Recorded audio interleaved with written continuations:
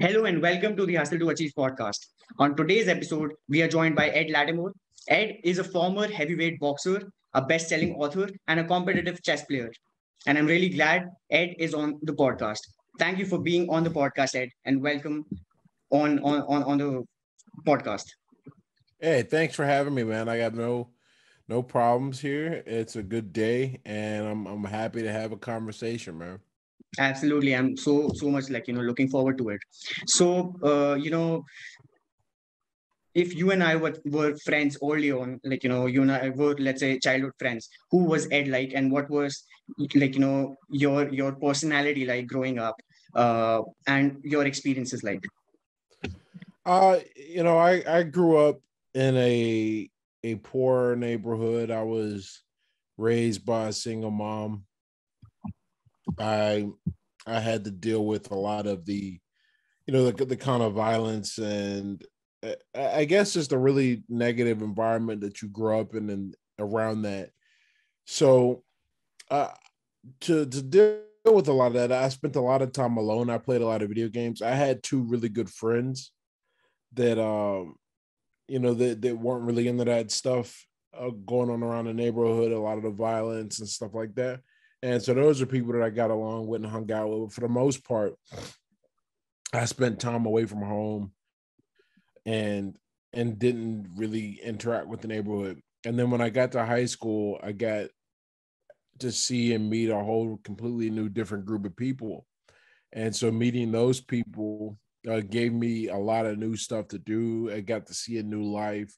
I spent a lot of time away from my home, and that's that's how I was. I mean, I guess growing up, I was good at keeping to myself, but I got along well with people, and so that really helped me navigate the world, especially younger when it was more complicated and there were more repercussions for making mistakes.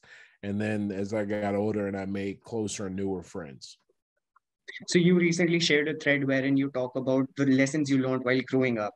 Uh, can you please throw some light on the kind of environment that you grew up in and the lessons that you learned from from your childhood? Uh yeah. So you learn self-sufficiency. You learn that no one's coming to save you. You learn that you have to figure this thing out because if you don't, then you're gonna have a hard time in life. Or you are not even just a hard time. I mean, maybe a non-existent time. You can get scrubbed out.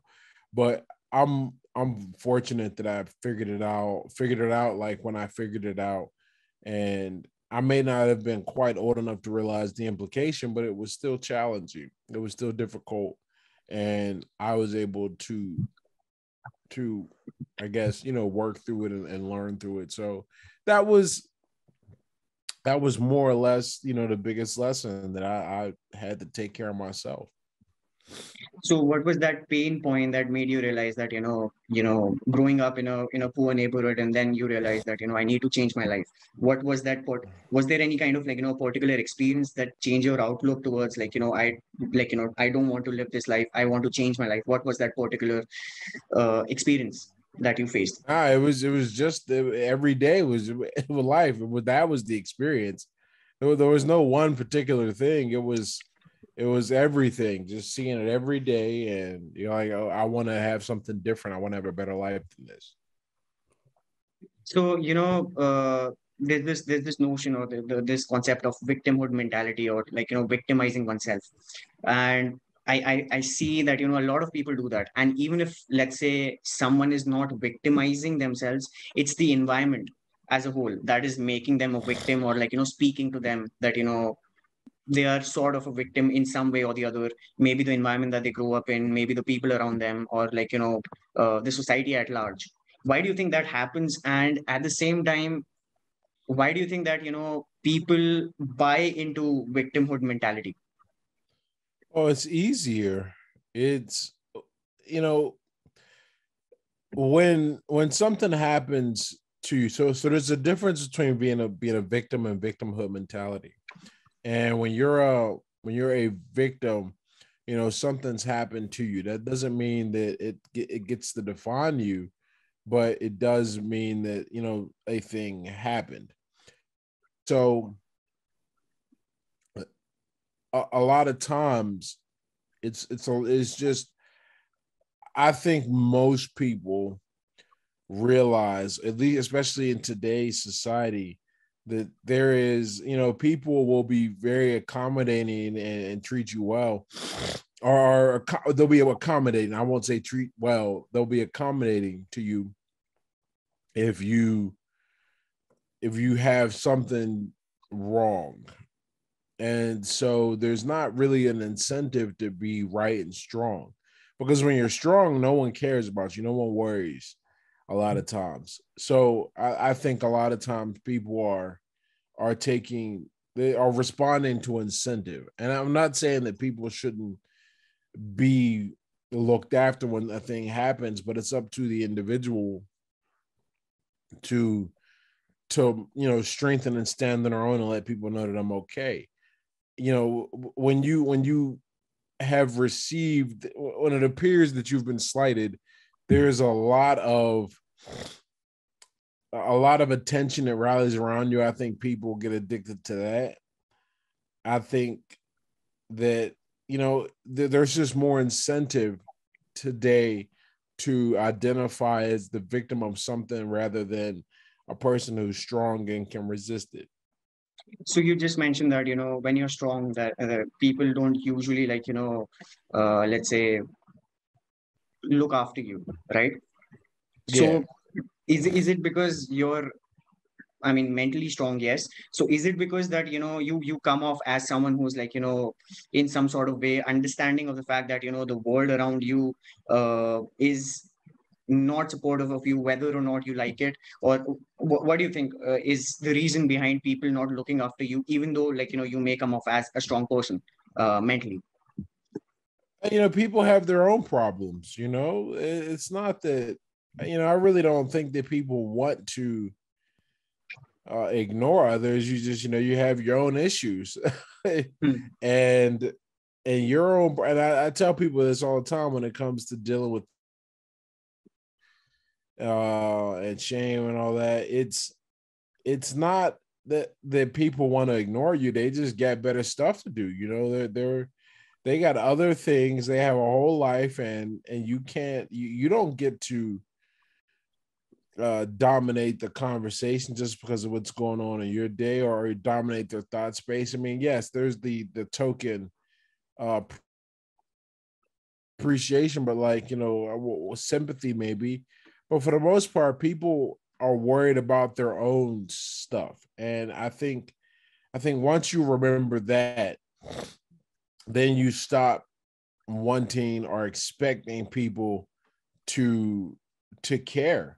Hmm. It's not that they don't care, Hmm. or it's not that they don't want to care. That's a better way to put it.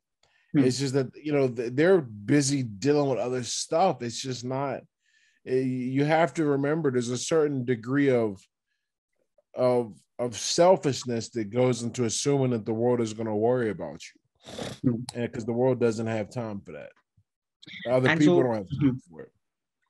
so on the other hand, let's say when you're it's as you earlier mentioned that it has become easier to get attention, and especially with social media, I think more and more people they're in a way they're presenting themselves as victim online in some way, sort of, or form, in order to maybe gain some sympathy, or to receive that uh, validation that I mean, in some sort of way.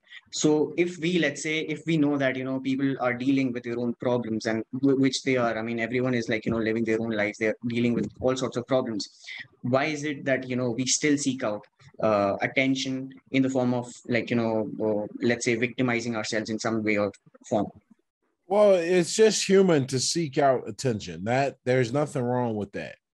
Hmm. It's it, and in fact, I would even argue it's pretty healthy for a person to seek out some type of attention. And but the problem is how we go about it. Do you do it by being exceptional, or do you do it by highlighting or over exaggerating some type of deficiency? Hmm. It's up to you. You know, it's not. There's nothing. I'm not the guy that is going to tell people that there's something inherently wrong with Hmm. seeking out attention. It's the Hmm. way you do it that makes a difference. Hmm. Okay, do Hmm. you seek it out via respect? Do you seek it out via um, just becoming a source of attention? You know, Hmm. uh, it just depends, man. It's funny how it works. Some people want it to just appear because we don't want to feel lonely. We don't want to feel rejected. Nobody wants that feeling.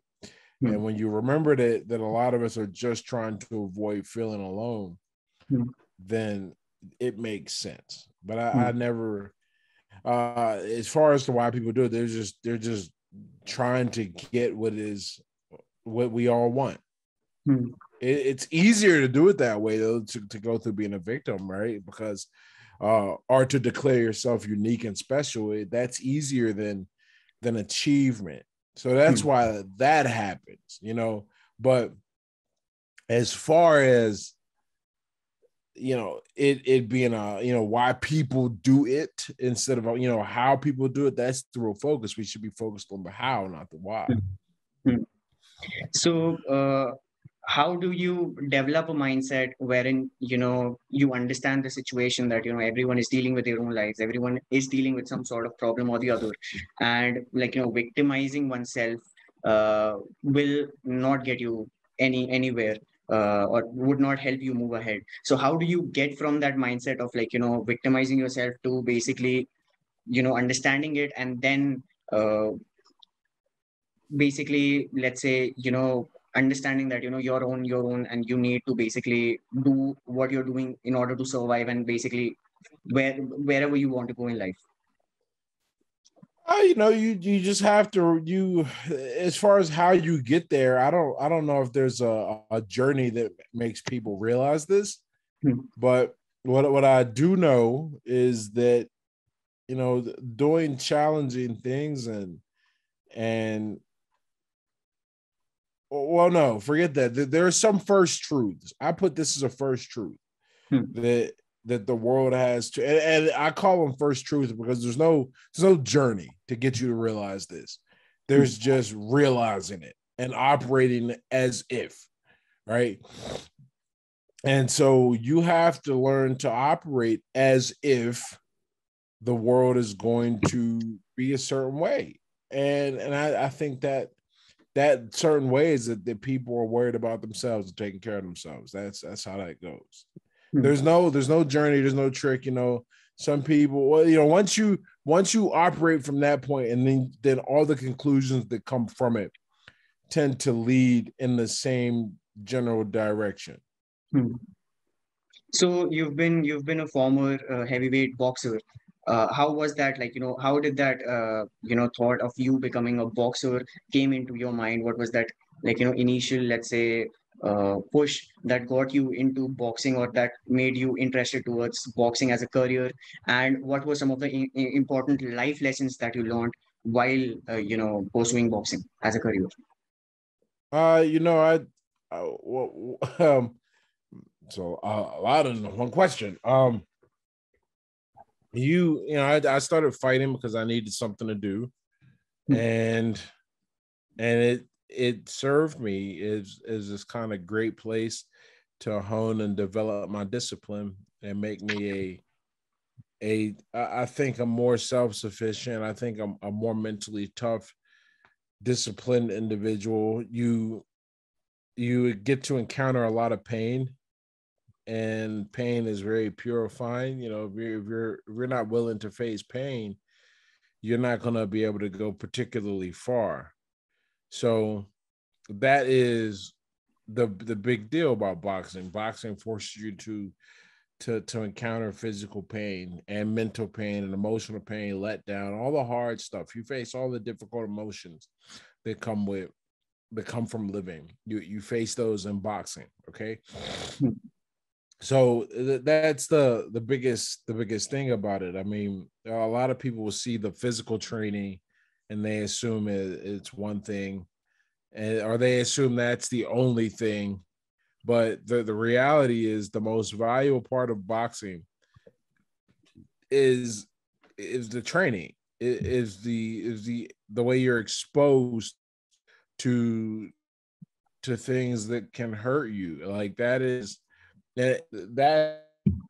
what's valuable. That's what's going to get you develop the grit, I guess, the ability to kind of persist in the face of damage and danger, because that's life, right? I think that's the best part about boxing, is that it's very analogous to life. It is. That's exactly how life works. Right. I think every kid should have to fight. You also then I think you mentioned or you tweeted about it that when a person becomes successful or when a person achieves success, some people call it luck, right? So that's a form of disrespect to their hard work, right? So Right. how much do you think luck plays a role? What do you think is the how much percentage or what do you think is the role of luck as compared to hard work in someone's success?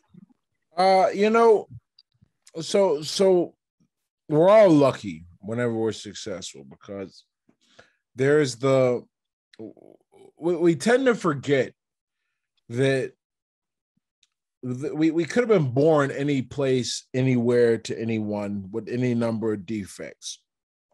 And the mere fact that you're born in this situation, or in this century, in this time period, with this technology around, you're able to go and make it through life without any major cognitive or physical impairments, and you weren't in the wrong place at the wrong time. There are a lot of things that from a luck perspective, like, and I call luck anything you can't control. There are a lot of things from a luck perspective that go into making you who you are and giving you the opportunities that you have, right? That alone is tremendous. Like, I think about the luck I had being born who I am, and I had a lot of other disadvantages, but I never lose sight of the advantages that I had. I never lose sight of that. So that's significant to me. That means that that I could have, I could have been born in the 1800s, or I could have been born in a country where I don't have as much opportunity. So all of that plays a factor, and the make of my brain. So all of that's the role of luck I'm talking about, right? And then how that sets you up to meet people and put you on paths. Now, the older you get, the less of an influence luck has in your life, either way, for better or worse. But just starting in your initial characteristics, you're lucky. We're all lucky. And so that's the role of luck. And when you take that kind of humility, that perspective on your whole career, or your whole upbringing, your whole development, a lot more comes out. I think you're able to be a little more grateful for what you've achieved, and I think you also at the same time develop a bit more empathy for the people who don't achieve. I can look at a bunch of people from around my neighborhood. Most of them, if not any of them, are going to turn into me. Well, why is that?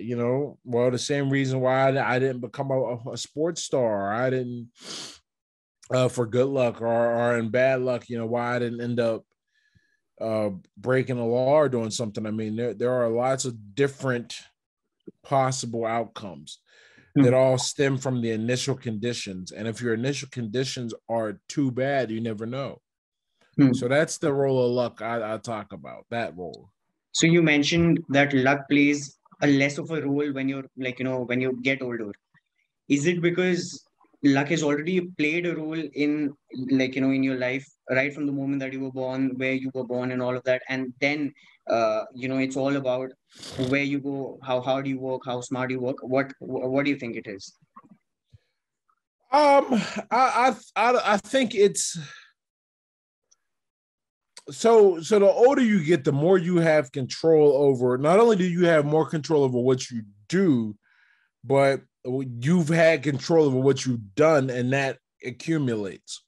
Hmm. So when you're 5 or 10 or even 15, even though those are that's 1, 2, 3 times as much as being the initial Hmm.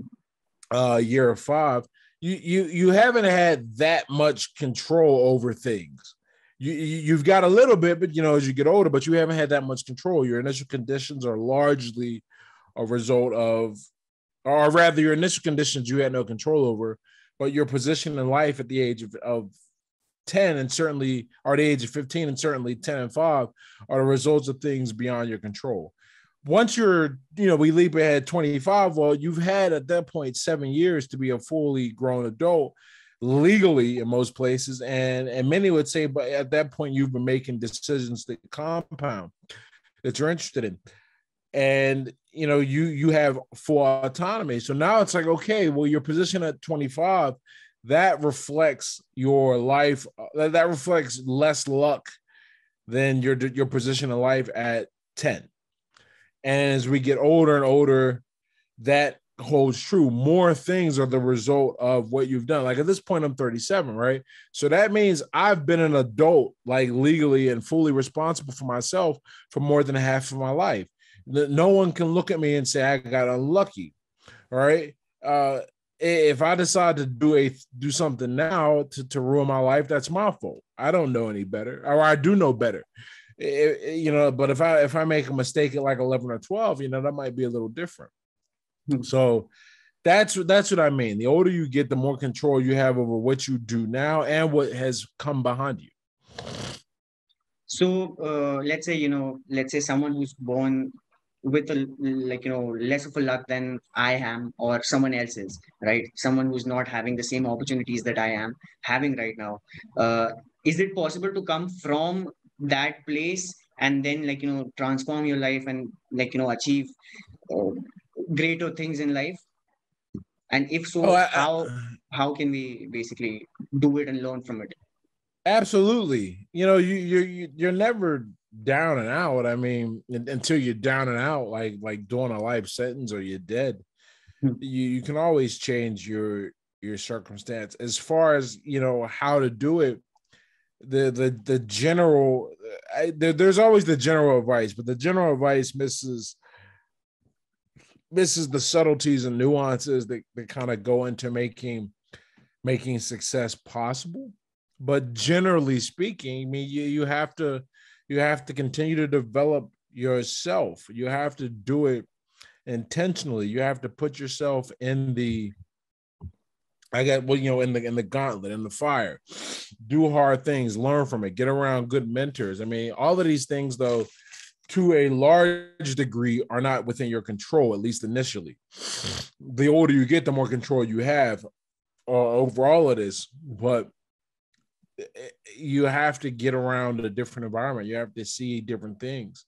When you're able to do that, then you have a lot more that you can achieve, and your potential really opens up. But until then, if you're around if you only spend time around what was not good, or rather your initial circumstance where there weren't many opportunities, then you can't possibly expect there to be more opportunities.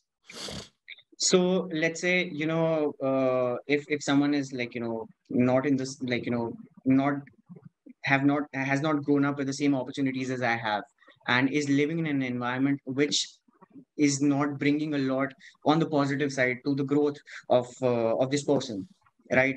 Do you think that there's this moment which allows us to switch our mindsets, or is there a specific certain thing that we come across, then we understand we can change our lives? Does that happen with everyone, or is it only, let's say, the lucky ones that come across that moment which transforms their mindset and allows them to move towards the other way? I think it's possible for anyone. I mean, is there a certain event? I mean, maybe. I wish these things were that easy to be like, you got to do this and then you'll make these changes. Hmm. Unfortunately, it's not that simple. some people get it immediately when they're, for whatever reason. Some people, it takes a while. As far as the what and the why, all I know is that without realizing that you have to do things to change your life, you don't win, you know? So that's kind of the idea, is that, you know, when do you recognize things going wrong? You know, when do you recognize how to make things right? Well, whenever you do that, that's when it'll happen. And now it doesn't matter when it happens. The important thing is that it does. So a lot of your work revolves around the Stoic philosophy. What is Stoicism, and what are some of the important lessons that you learned from Stoicism? You know, the most important thing is you have to be able to get in between the stimulus and the response. You know, I never say that the goal is to control your emotions and to not feel. I think that's impossible. The goal instead is to get between what you feel and how you express it, so you don't, in the moment of your emotional reaction, do something that is going to be irreversibly damaging to your life. Like, you know, the classic example I like to give is if you go and hit somebody while you're angry, one day you're not going to be angry anymore, but you're still going to have to deal with the consequences of hitting that person. So you need to be able to get in between the stimulus and the response. That's what it is to me. If you can do that, you're going to be good. So, what do you think? What do you think is the major cause of people being unhappy in life? Dealing with unhappiness, and why do you think that people are not able to, realize that state of happiness? I mean, obviously, like, it does not happen, or happiness is transient. It happens, and like, it's like ups and downs in life. But for the most part, why do you think that people are not able to realize the happy state in life? You know, because first off, I think happiness is overrated. I don't think people should pursue happiness. I think they should pursue meaning. And then from meaning, you generate moments of happiness, but you're gonna usually generate many more moments of challenge. You're going to have to overcome things as you pursue your meaning. You're going to have your old beliefs questioned and tore down. You're going to feel kind of stupid at times, right? But this all comes from pursuing something meaningful. So if you pursue something meaningful, then you have a better shot of being happy at times. But I don't think we should pursue happiness. If you want to be happy all the time, you can just do drugs, right? That's a quick way to get it done. So instead, we have to pursue challenge. We have to pursue meaning. We have to develop a purpose for our life. We do that, then we're going to be in a much better position, I think. I think that's the goal. No one has any meaning, responsibility, and purpose in their life anymore. Or rather, I think it is decreasing as a whole. We're shying away from it. But as you do that, as you develop meaning, then you'll be happy. Every day you'll wake up with something to focus on that drives you. People might start to think you're happy, and you might be, but that's not the goal. The goal is to have this meaning in your life. That was actually, like, my next question to it, whether you should pursue happiness or meaning. And I mean, you answered that. So, at the same time, how do you derive meaning in your life? In the sense that, does it happen randomly that, one day you wake up and you think that, you're going to do something, or do you have to spend a lot of time with yourself in order to, you need to ask a lot of questions, and find the answers to it, and only then can you pursue meaning in life? How do No, you I process mean, it? I think you can act as if you have meaning, and eventually you'll discover it. So one of the most meaningful things the average person can do is simply take care of their body, treat their body like a vessel. You know, if you start to live as if your body is important, a few other things will happen. I mean, you get a clear mind, you get habits, you get discipline, you get a sense of you start to respect the fragility of your body and life. I mean, I'm thinking about all the things that happen just by getting in the gym and training. These are all a result of recognizing that your body is something to work on. So you take pride in your appearance. You can get meaning anywhere, right? It doesn't have to be something deep and profound.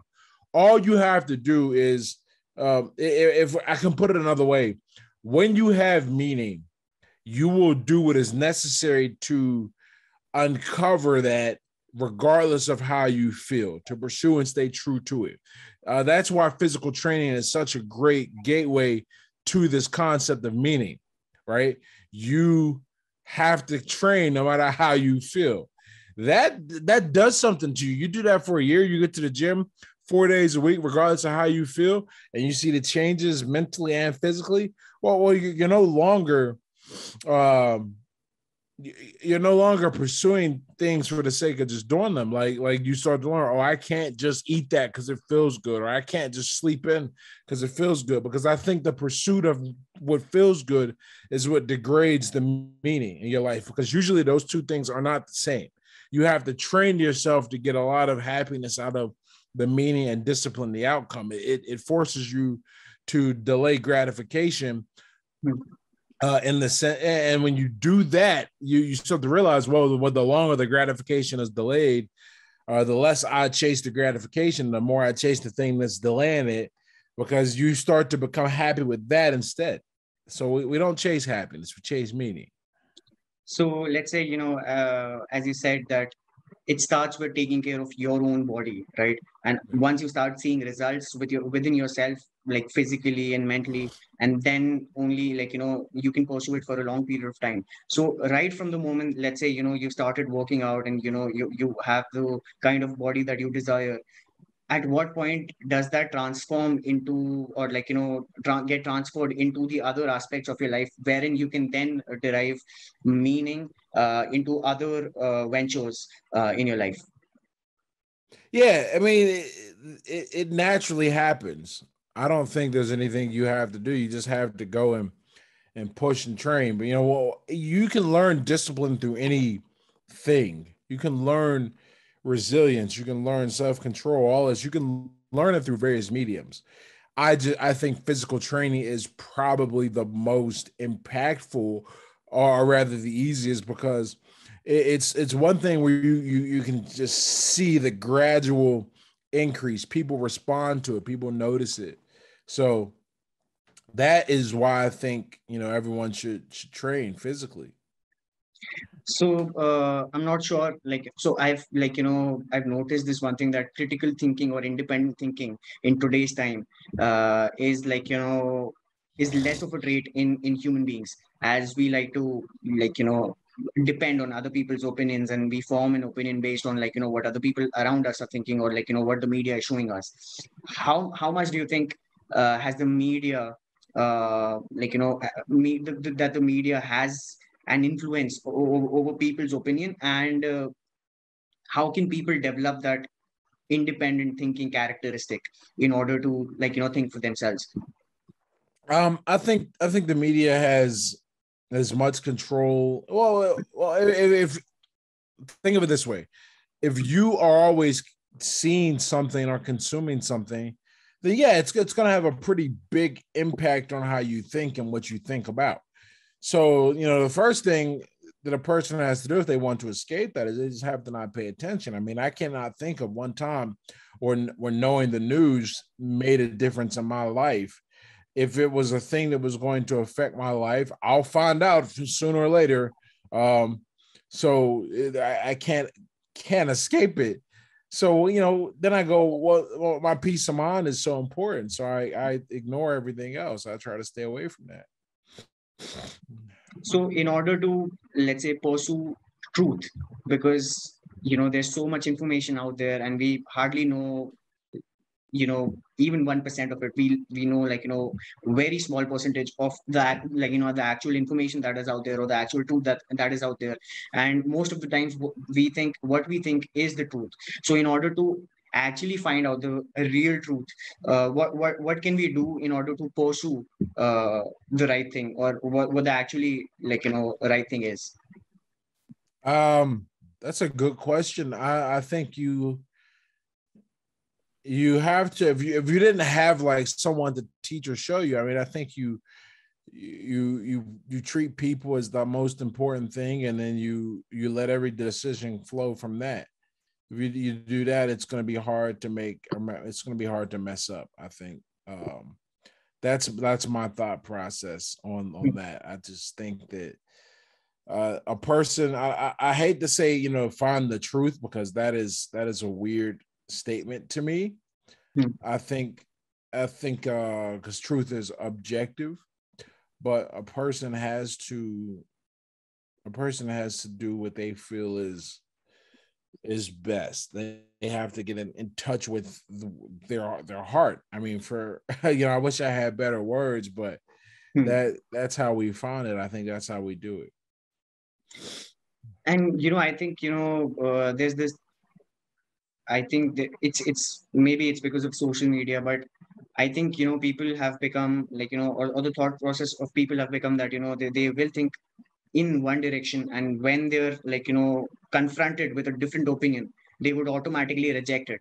And not only will they reject that opinion, but they will automatically also reject the person that thinks the other way.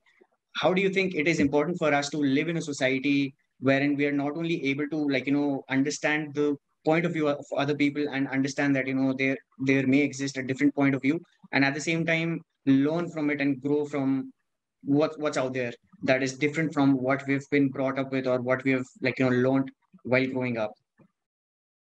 A big issue is that people believe that their perspective is the right perspective. Period. It's not, and that's it. And it doesn't matter what anyone else says. But the problem with that is that two people can, when there's not an objective fact, like someone can go, I can prove this independent of an observer with math, which is my definition of an objective kind of fact, then there's no right or wrong answer. There's just perspective. Now there may be even things that people feel strongly about, but those things are those things are wrong. No, not so much as, and I guess incorrect is a better word. There are things that are incorrect, right? Incorrect, but outside of that, nothing else, everything else is just a matter of opinion. And I never let myself forget that a lot of things are just a matter of opinion. So you talk about three hard truths. What are those truths? And if you could like elaborate on that.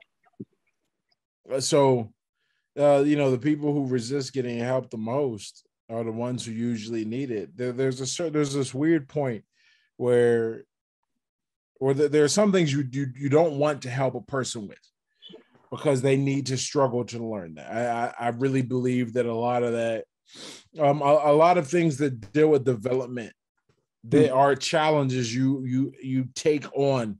You don't really want to help them too much, because you rob them of the ability to learn. But the things that are not developmental, like someone who falls on hard times, or they might be struggling with some type of personal problem, you want to help those people, and those people tend to have pride the wrong way. I think it's sad, that because a little help can change your life in a lot of ways. So do you think yeah, so do you think it's because they don't want to be perceived as weak, or is it something that they don't want other people, they basically don't want to be a burden on someone else when they seek out help, or what do you think that is? I think that's certainly a possible reason. Everyone has a lot of different reasons why they won't do it. I think it's crazy when that happens, but I think that, and they don't want to be perceived as weak. They think there's some kind of satisfaction in figuring everything out the hard way. I don't. There are lots of reasons, So why the person would do that or think that is up to them. But either way, they suffer for it. They're the ones that pay the price. But at the same time, someone who's like let's say concerned about coming off as weak when they seek help. And it is also true that the most successful people in the world, they are the ones that seek the most help, right? Because Right. they understand the fact that you cannot go anywhere alone. So how do you, let's say, even though you come from a point wherein you want to change your life, how do you develop that mindset wherein you understand that in order to go from, let's say, point A to point B, the point B being their, like, the goal, or like, their destination. How do you think, how can you develop that mindset wherein you understand that, seeking help is in fact not a weakness and a strength? Oh boy, how does one develop that mindset? I mean, you have to go do difficult things. That's why I think a challenge, when you force yourself to be challenged, you you realize that well, first challenges are challenging, and a lot of the ways to get through those, they require you to be humble. They require you to calm down and relax. They require you to chill out. So many different things that you have to do that you can't just push yourself through. It doesn't work that way. So Learn and figure out training. so there's a lot of, like, there are a lot of instances wherein someone who's, like, achieved all kinds of success in life at that point of time, and sometimes when you achieve success, then if you are not able to basically sustain it, then you also, like, that also leads to your downfall. So how do you develop that mindset of, even though, like, you may be coming from, like, a very, let's say, rough situation, or, like, rough experiences and a lot of struggles. So some people forget their past, or the, like, the places that the place that they've come from. How important and how difficult it is to, like, keep on reminding yourself from the, like, situations that you face in life, and be humble, in order to sustain your success or sustain where you are, and how can one basically implement that on a regular, or a daily basis? Things get wiped out. Things happen. It's not a matter of like it never, like, obviously you won't, it becomes more difficult to knock you back to the beginning. But Hmm. when you stumble, when you fall off, when you have issues, these things can occur. And you just have to, if you've built up the skills to keep making moves and be okay, then you're gonna be okay. Hmm. Yeah. That's how I think about it. Hmm. So that's the goal. It's not that you build up this mindset to not let it slip away. I mean, that builds up naturally. That's just the Hmm. result of working out hard and making progress. But Hmm. anything else is just kind of uh, there are a lot of incidental things you get by working hard and Hmm. developing yourself. Hmm. So, there's so much negativity out there, and it's easier to be negative as compared to, like, focusing yourself towards the positive in life. And humans tend to basically have that, I'd say that outlook towards negativity. I mean, whatever happens in life, the first thought is always negative, right? Instead of being positive, as compared to some people who actually think positive. So how do you shut out negativity, and how do you develop that positive mindset? Although, like, it's very hard to be positive, and see the positive in every situation. How do you develop that mindset? Well, I don't think the goal is to ever see the positive in every situation. The goal is to see the best way out of every situation. And those are Hmm. two different things, because sometimes realism, sometimes you have to be close with reality. That's how that works. You have to look at things and be straight on. That's how we Hmm. see things. That's how we do things. Hmm. It's not about um it's not about being positive or being this positive dude all the time. No, that's cool, but how does that help you? That's no better than being negative all the time. Hmm. It's better to be realistic about the Hmm. world, and then with that, once you're a realist and you've developed your kind of abilities of grit and your Hmm. skill, you're able to get through and get out of a lot of things. Hmm. So So how different is being realistic different from being positive, in the sense that, let's say, you're understanding the situation, whatever you're dealing with right now, and you want to get out of it, right? I think, do you think that there is this instance wherein you also need to think positive in a positive direction while being realistic in order to get Uh, out of the I situation, or mean, is you certainly have to think you can do it. hmm, I don't know if I'd call that positive or negative, because you can assign that a probability. hmm, You know, if the probability is 1%, I'm going to succeed at this thing. I don't know how positive I could be, hmm, and I think you get an intuition about that your hmm, chance of success. hmm, So yeah, but here's the thing, as long as you're doing the right thing and making the right moves, you don't have to worry about being positive or negative. You hmm, just are real, and hmm, you figure it out. It's not that the thought never crosses my mind about I need to be positive or negative. It's about, this is what I'm doing, because hmm, I'm always trying to make moves towards a better life. hmm. So, what was that, like, one moment in your life, let's say the rock bottom, you may have, like, hit a rock bottom. How were you able to then channelize that and, like, find your way through it and get out of that whole situation?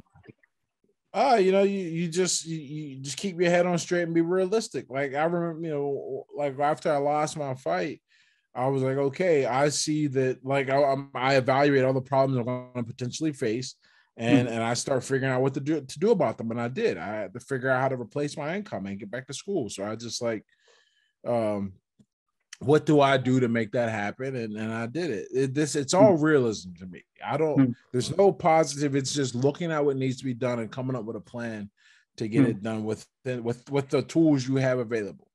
hmm, That's really important, to have the tools. hmm. One final question before we wrap up.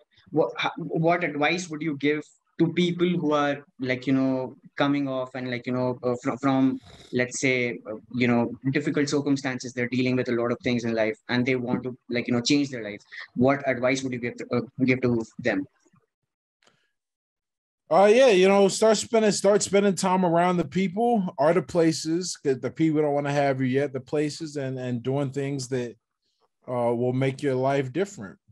I put that in kind of a first truths category. There's no I have to change this, or Hmm, rather, it's a first truth. I mean, and that everything kind of comes from it, hmm, and that means that changing your life is just a matter of changing everything in your life. hmm, It's crazy. It's that simple, but it is. There's nothing else to do, right? hmm, Otherwise, it's just complicated. Otherwise. hmm. Thank you. Thank you so much for your time. I mean, it was wonderful talking to you, and I'm pretty sure a lot of, like, our listeners, they derived a lot of value from the conversation that we have. Before we wrap up, could you please tell us where can our listeners find you on social media? Oh yeah, so my social media handles, I'm Ed Latimore on Twitter, Ed Latimore on Instagram. My website is edlatimore.com. Thank you so much for being on the podcast. It was really great to have you. No problem, man. Thank you for having me.